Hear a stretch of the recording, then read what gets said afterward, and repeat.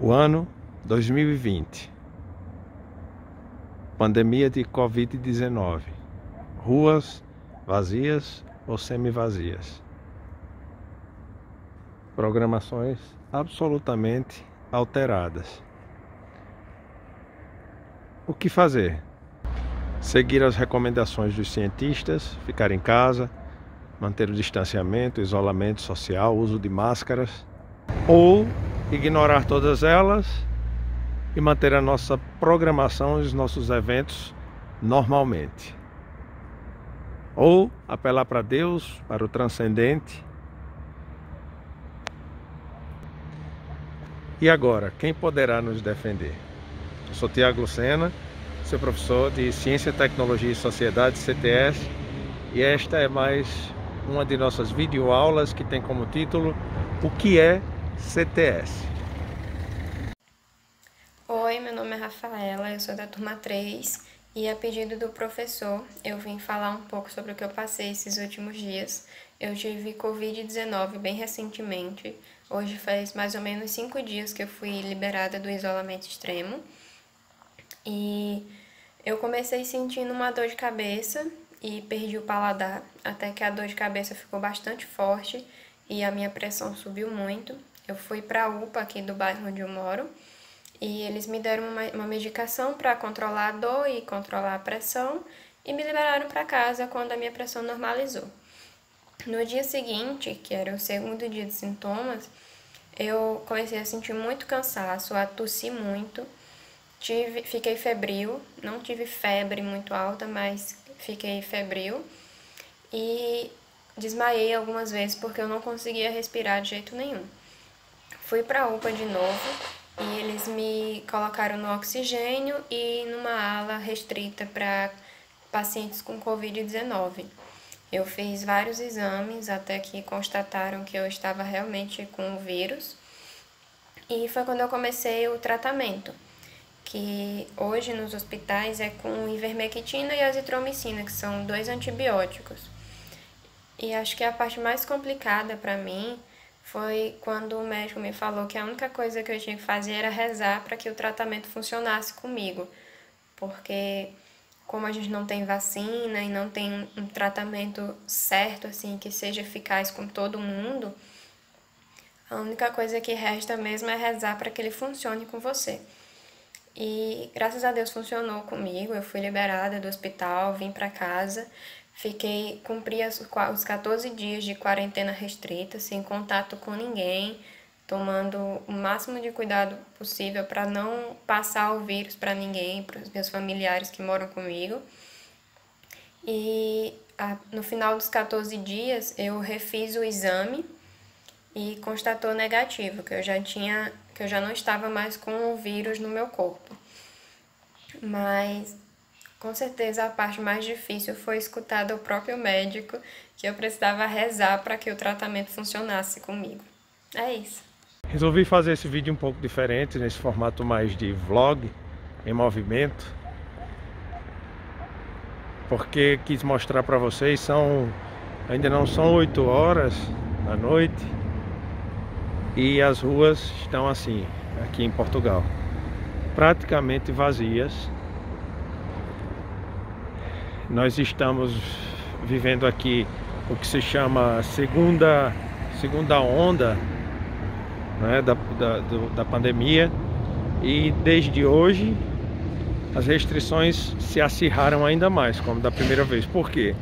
O número de mortes e de pessoas que testam positivo tem crescido absurdamente, muito rapidamente. E esse assunto todo me faz remeter para situações históricas outras, umas pandêmicas, outras não necessariamente pandêmicas, mas também de outras crises que desestruturaram a chamada normalidade, quando elas ocorreram em outros momentos de nossa história. A busca, a referência a que as populações, as sociedades recorriam, mudaram com o tempo. como nós vimos em outras aulas, especialmente na aula que é a ciência, durante alguns episódios de grandes privações, que tivemos que alterar muito a nossa programação, a humanidade recorreu por muito tempo, de acordo com as tradições antigas, a referências que estavam na ordem do transcendente, nas experiências de fé. Não que elas não sejam necessárias ou que elas tenham deixado de acontecer, mas com o advento e a instalação do saber científico, saber esse que revolucionou o nosso jeito de existir, saber esse que conseguiu decifrar muitas das questões que antes pareciam mistérios indecifráveis, nós passamos a apostar, não é, nesta linguagem, neste registro, ou, como diz o Harari, nesta tradição, para buscar resolver esses nossos problemas, dar a volta por cima e dar sequência às nossas vidas. A partir do século XVII, mas sobretudo no século XIX, nós passamos a olhar para este registro, o registro científico, com um otimismo exacerbado, que nos fez depositar a nossa confiança a tudo que passasse pelo crivo da ciência, E não que isso seja necessariamente um problema, mas o problema é que nós descredibilizamos outras formas, outros saberes, outros formatos de resolução de problemas. Na prática o discurso era: aquilo que não tiver comprovado nos registros da ciência não vale, não existe, não deve ser seguido de forma alguma. E como toda generalização, essa é mais uma generalização perigosa. Quem diz isso é Nise da Silveira. Toda generalização é perigosa. Bom dia, professor. Bom dia, turma. Meu nome é Rodrigo e eu sou aluno de CTS, turma 3, grupo 5. Vou falar aqui da experiência da minha família, de como ela reagiu em relação ao coronavírus, quais foram os membros que já tiveram a doença aqui também. Bem, aqui na minha casa somos 6 pessoas, 2 foram infectadas, pelo menos que nós saibamos, porque do início da pandemia até aqui muitos tiveram sintomas assim de resfriados, com exceção desses 2 que tiveram os sintomas clássicos do Covid mesmo, Então, quem pegou o primeiro corona na minha casa foi o meu irmão, mais novo que eu. Ele trabalha num supermercado lá do bairro de Tirol, Eu acho que em Natal foi o bairro com maior incidência, pelo menos nos meses de março, abril e maio. E no final de março foi quando ele começou a apresentar os sintomas, era uma sexta-feira, Ele estava com a tosse, sendo que, como ele já tem uma tosse natural, a gente não achou que era nada, E assim, quando foi no sábado, ele começou a ficar febril, sentia moleza no corpo. Quando foi no domingo de manhã, optamos por ele ir no pronto-socorro, do plano de saúde dele, do trabalho. E lá, ele fez o exame, deu negativo, mas o médico passou o protocolo, porque da noite do sábado para o domingo ele sentiu um pouco de falta de ar. E do domingo para a segunda também, Lá o médico passou um protocolo padrão, assim, com azitromicina e hidroxicloroquina. Quando foi na segunda-feira ele amanheceu um pouco melhor. E da segunda para terça já não sentiu mais falta de ar e a tosse dele foi diminuindo. No final dessa semana, quem começou a apresentar os sintomas também foi minha mãe, Sendo que ela não teve a falta de ar, mas ela teve dor de barriga, coisa que ele não tinha tido, E isso confunde muito, assim, um pouco a cabeça da gente, porque algumas pessoas têm sintomas um pouco parecidos com outras, mas com ausência de ou sintomas que não tem nada a ver com que determinada pessoa teve. Ela tem sintomas totalmente diferentes, a gente não acha que é Covid e quando vai ver, foi, E o que a gente fez aqui em casa foi se isolar, assim, um do outro, um pouco.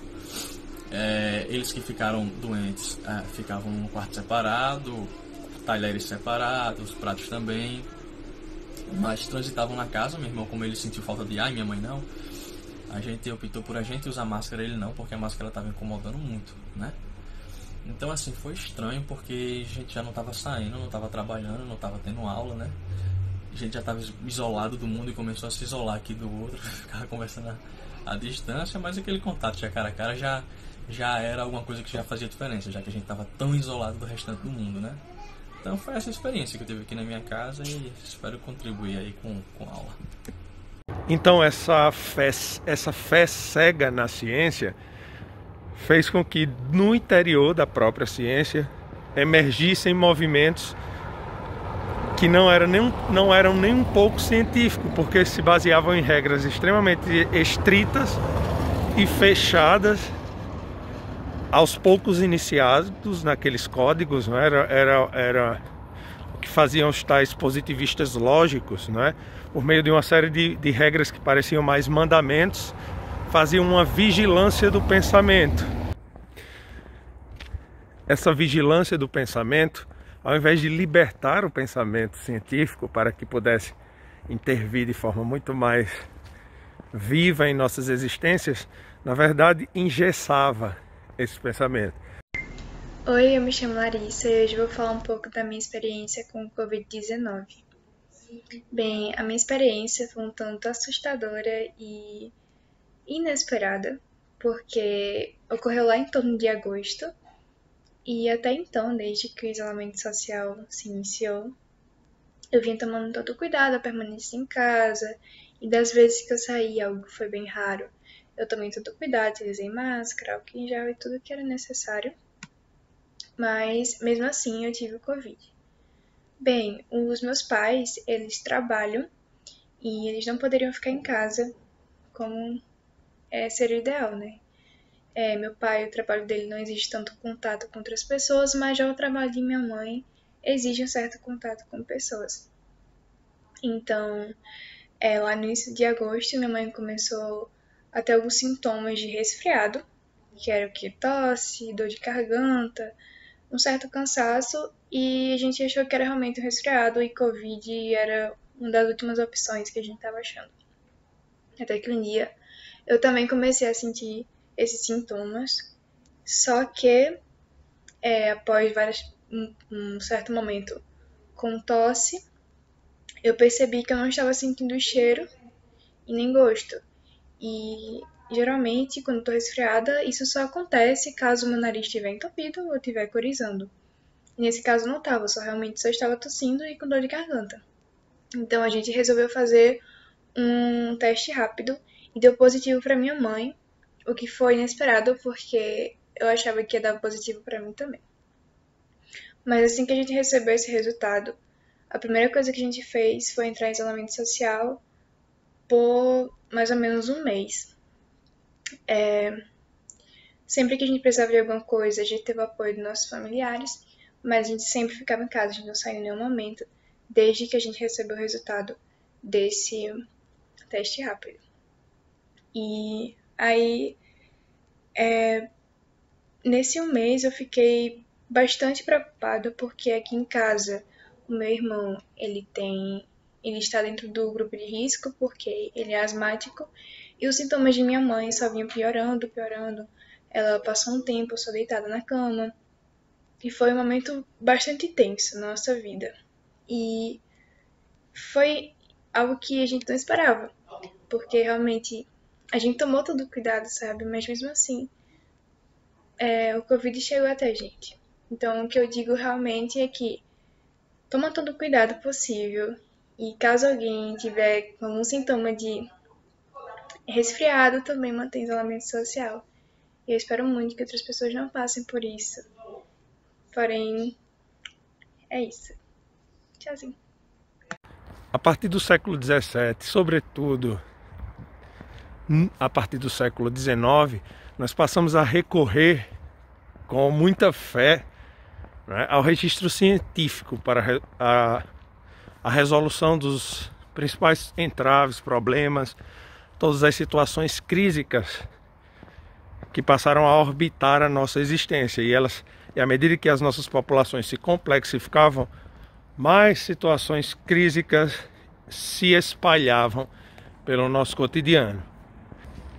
O que estava por trás desta fé cega, nesse ideal de cientificidade, era bem perigoso, porque tudo isso acobertava a ausência total de autorregulação do saber científico. Isso escondia, ocultava totalmente qualquer possibilidade de colocar sob suspeita aquilo que se fazia em ciência. Em outras palavras, estávamos voltando a repetir o padrão dos paradigmas anteriores, das tradições anteriores, que diziam que o saber já estava todo dado e que ele era indiscutível. Essa ideia de que a ciência, aliada à tecnologia, funcionava como um motor de mais desenvolvimento, de mais progresso, portanto de mais felicidade, uma suposta felicidade, foi nos causando muitos inconvenientes. Por vários motivos. Um deles é que a ciência e a tecnologia começou a ser direcionada apenas para alguns, não para todos. Depois, porque ela não sendo regulamentada, não existia uma autocrítica ética no seu fazer, ou seja, tudo se podia em ciência e tecnologia. E aí, nós chegamos ao século XX e vimos que uma ciência não balizada por princípios éticos de responsabilidade poderia nos auto-sabotar como condição humana. Ou seja, uma guerra, como já foi falado em outros momentos, as guerras modernas são pura ciência e tecnologia. Passados todos os transtornos que uma guerra pode ocasionar, porque em uma guerra não há vencedores, uma vida que se perde, seja de que lado for, todos perderam. Na altura daquele episódio que chamamos Guerra Fria, é que no interior da própria ciência, alguns pensadores e pensadoras começaram a perceber essa danosa ausência de uma regulação ética, de princípios éticos a serem seguidos pelos cientistas, e aí acenderam a luz vermelha de atenção e começaram a se perguntar: a ciência pode tudo? Tudo é possível em nome da ciência? E são questionamentos dessa natureza que vão gerar discussões novas, serão implementadas na pauta do interior de todas as ciências. E é a partir daí que os estudos de ciência, tecnologia e sociedade começam a emergir. Ora, se toda a preocupação residia no como fazer a ciência, como operacionalizar e como fazer o saber científico tornar-se padrão, um elemento de fundamental importância era negligenciado aí. Que elemento seria este? Esquecemos alguma coisa? A sociedade. Se toda ciência vem à tona, aparece em determinado contexto social e desemboca no cotidiano da sociedade, não se pode esquecer essa pergunta. É ciência e tecnologia para quem e para quê? Então essa questão ela é colocada em pauta pelos estudiosos de vários pertencimentos científicos e que vão construir uma estrutura. Não é uma nova ciência, não é um novo saber, mas um lugar de perguntar-se isso. Ora, no curso de ciência e tecnologia, nas engenharias hoje em dia, vocês têm como disciplinas obrigatórias questões relacionadas à sociedade. Isso não está desconectado daquele debate que teve que ser iniciado na época do pós-guerra, a partir da tal chamada Guerra Fria, porque era preciso colocar a sociedade como ponto central dessa história toda. E para que isso acontecesse era preciso abrir de forma urgente uma discussão ética em todo o processo de pensar e executar um saber científico, uma tecnologia. E agora nesse vídeo que prioriza muito mais os depoimentos de vocês que de alguma maneira foram acometidos pelo coronavírus, de perto ou de longe, é o momento em que o mundo inteiro volta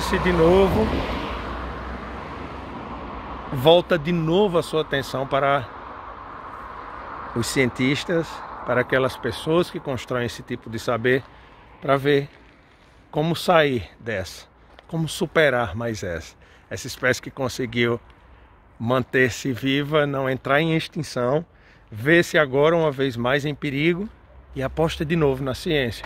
Mas há correntes que são extremamente contrárias a isso, que dizem: não acreditem na vacina, não acreditem na ciência, não acreditem nessa história de distanciamento social.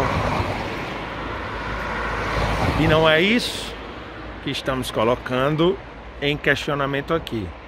A principal questão é que a boa ciência, a boa tecnologia é aquela que é feita, pensada, executada para tornar a vida das pessoas mais harmônica, mais feliz. E essa harmonia, essa suposta felicidade, ela só se dá quando a coletividade é beneficiada por tudo isso. E aí eu não incluo apenas os humanos, a sociedade humana, eu incluo tudo aquilo que é da ordem do vivo. A ciência, ela precisa voltar a sua atenção para a manutenção e desdobramento de tudo aquilo que é da ordem do vivo. Muito obrigado por acompanharem até aqui esta videoaula, e nós vamos desenvolver e aprofundar alguns pontos tratados nela aí na nossa videoaula. Um abraço, até logo. Oi pessoal, eu me chamo Letícia e eu vim falar aqui um pouco com vocês sobre a experiência de ter uma pessoa próxima que contraiu a Covid-19, tanto como ela se sentiu, como a gente se sentiu em relação a isso também. Essa pessoa em específico, ela contraiu a doença em maio, então o coronavírus ele estava começando a chegar aqui na minha cidade. Ele não tinha essa proporção que ele está hoje, pelo menos não aqui. E quando a gente ficou sabendo da notícia, era aquela coisa: será que ele vai entrar para a estatística das pessoas que se foram pelo coronavírus, das vítimas fatais, ou ele vai se curar e entrar nessa outra estatística? E ficou aquela incógnita, a gente não podia ter contato nenhum, ele foi completamente isolado dentro da casa dele. E eu tinha tido como muitas vezes ele teve que ir para o hospital com arritmia cardíaca. Era uma tosse, assim, que a gente falava por vídeo chamado, fora do normal. Uma coisa que eu nunca tinha visto nem nas minhas piores crises de garganta. Uma tosse muito seca. E febre, muita dor de cabeça, muita dor no corpo, indisposição. E ele já tinha problemas cardíacos, então, quando ele começou a ter as arritmias e corria ele para o hospital, então era sempre um grande susto. E a gente ficou naquele medo de perder uma pessoa que a gente gostava tanto, uma pessoa tão próxima. Entre agora, com as manifestações políticas, o pessoal não tá se cuidando, tá indo sem máscara, não estão fazendo uso de álcool em gel, eles estão bebendo e aglomerando em praça pública. E a situação tá bem difícil.